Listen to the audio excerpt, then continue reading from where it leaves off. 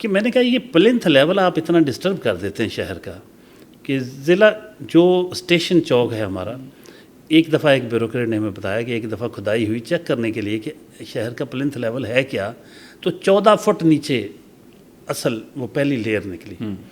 तो ये जो सड़कें बनाते हैं, मैंने कहा आप ऊपर क्यों आके डाल देते हैं, नया पत्थर नया डालते हैं, लोगों के घर नीचे हो जाते हैं, फिर एक सड़क करते हैं दूसरी नीचे हो जाती है, फिर उसको बनाते हैं, फिर ये सिलसिला चल रहा है। शहर इतना ऊंचा आ चुका है, तो एक आपको क्रेडिट बहरहाल ज़रूर जाता है कि इस वक्त पूरे शहर में जो सड़कें बन रही, मुझे सबसे ज़्यादा खुशी जो हो रही होती है वो इस बात पे है कि उसी लेवल पे बन रही है, जो जहाँ से उखाड़ के सारा मलबा फिर उस लेवल पे बनाई जा रही। ये ऐसा अमूमन नहीं हो रहा, तो ऐसा मतलब क्यों है? जी डॉक्टर साहब, पहला सवाल आप बिल्कुल अगेन मैं बड़ा शुक्रगुजार हूँ, आपने ये सवाल किया कॉम्पिटेंस का। डॉक्टर साहब, ये जितना आपको भी इल्म है कि अब ये जो अर्बन चैलेंजेस हैं, किसी ज़माने में हमारे देहात होते थे, शहर बहुत छोटे छोटे थे, शहरों की ग्रोथ हुई 3% पर ईयर के हिसाब से, और पूरे के पूरा आपका पंजाब जो है इस वक्त ओवर 60% अर्बनाइज हो चुका है। अर्बन चैलेंजेस ही और हैं। अब मिसाल के तौर पे आप इस शहर में रहते हैं, आपको पानी भी चाहिए पीने का, सिवेज भी चाहिए, स्ट्रीट लाइट भी चाहिए, सड़क भी चाहिए, आपको फुटपाथ भी चाहिए, आपको बाज़ार भी चाहिए, हर चीज़। ये म्यूनसिपल सर्विसेज हैं सारी। म्यूनसिपल सर्विसेज इस वक्त आम शहरी की ज़रूरत है। और आपको पता है कि वज़ीर आला पंजाब जो हैं, मैं बहुत सारे वज़ीर आला के साथ काम किया है, जितना फोकस उनका म्यूनसिपल सर्विसेज पे है, वो मुझसे इस चीज़ का नहीं पूछ रही कि तुमने कितने केसों के फ़ैसले किए। वो मुझसे ये ज़रूर पूछ रही हैं कि तुम्हारे डिवीज़न में या तुम्हारे जहाँ पे तुम्हारी अमलदारी है उसमें ढक्कन कितने रह गए हैं, उसको मैन होल कवर्स।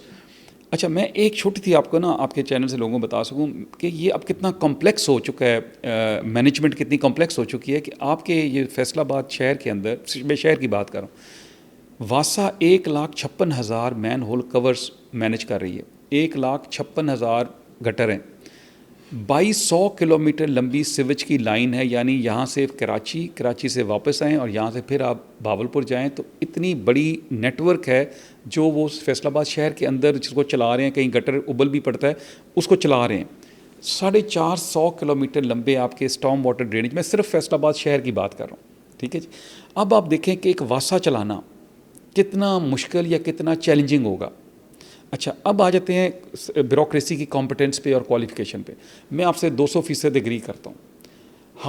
मैं जब फिर अगेन मैं रेफ़र करूँगा अपनी हायर एजुकेशन को, हमें वहाँ सिखाया गया, गोरे ने, इसको कहते हैं CPD, कंटिन्यूस प्रोफेशनल डेवलपमेंट, कि आपने हर वक्त अपनी प्रोफेशनल डेवलपमेंट करनी है। मिसाल के तौर पे डॉक्टर साहब, आप सहाफ़ी हैं, सहाफ़ी अपनी बेहतर अपनी डेवलपमेंट के लिए वो किताबें पढ़ता है। जो कामयाब सहाफ़ी हैं उनकी सवाने उमरी पढ़ता है, उनके प्रोग्राम देखता है, उनके आर्टिकल पढ़ता है।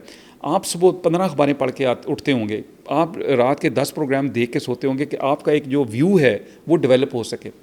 इसी तरह ये मुसलसल मशक्क़त है। सिविल सर्वेंट्स का भी इनको मुसलसल सीखना चाहिए, क्योंकि दुनिया बदल रही है डेली के बेसिस पे। अब आ गया मिसाल के तौर पे आर्टिफिशियल इंटेलिजेंस, इसको इस्तेमाल कैसे कर सकते हैं आपकी सहूलत के लिए। सरकारी अफसर ये कैसे देखे कि मेरा दफ्तर जो है, इसको मैं किस तरह आर्टिफिशियल इंटेलिजेंस के इस्तेमाल से बेहतरी ला सकता हूँ। ये मुसलसल सीखने का अमल।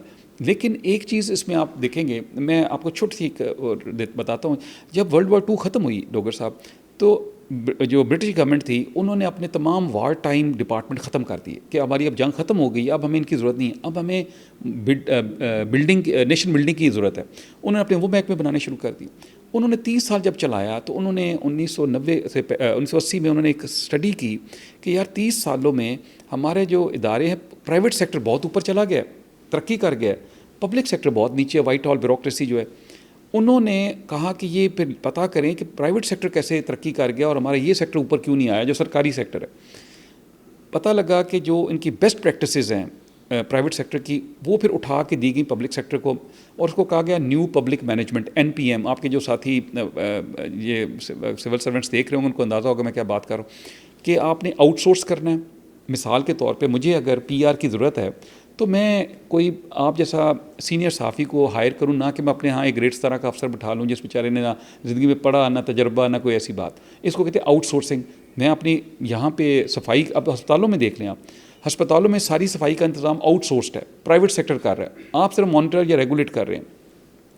दूसरा, वहाँ पे ये चीज़ें आपकी जो प्रोडक्टिविटी है, स्किल है, आप सारा जैसे मैं अगेन अस्पताल की बात करूँगा, अस्पताल में इस वक्त जितनी बड़े अस्पताल हैं वहाँ पे जो MRI या CT स्कैन है वो कॉन्ट्रैक्ट पे हैं, उसके अंदर मीटर लगा हुआ है, जितना वो CT स्कैन के स्कैन्स करते हैं, जितनी MRI करते हैं, गवर्नमेंट को पैसे दे देती है। मशीन किसी की है, टेक्नोलॉजिस्ट कोई है, गवर्नमेंट का अपना इस पर इन्वेस्टमेंट नहीं। कहने का मतलब ये है कि हमें ना इनोवेशन लानी पड़ेगी अपनी मैनेजमेंट में। अगर हम नहीं लाएंगे तो वाकई आपकी बात दुरुस्त साबित होगी कि हम नालायक हैं, हम ब्यूरोक्रेट जो हैं, हमारी कॉम्पिटेंस लेवल कमज़ोर है, हमारी जो सलाहियत है, इस्तेदाद कार है, वो कमज़ोर है। और ये साबित हुआ, हमारी बहुत सारी जगहों पे ये साबित हुआ कि हम जो फॉरेन डायरेक्ट इन्वेस्टमेंट नहीं ला सके इस मुल्क में, क्योंकि हम प्रपोज़ल अच्छी नहीं बना सके। तो इसका मतलब प्रपोज़ल बनाना तो मेरा काम था कि मैंने प्रपोज़ल बनाई थी।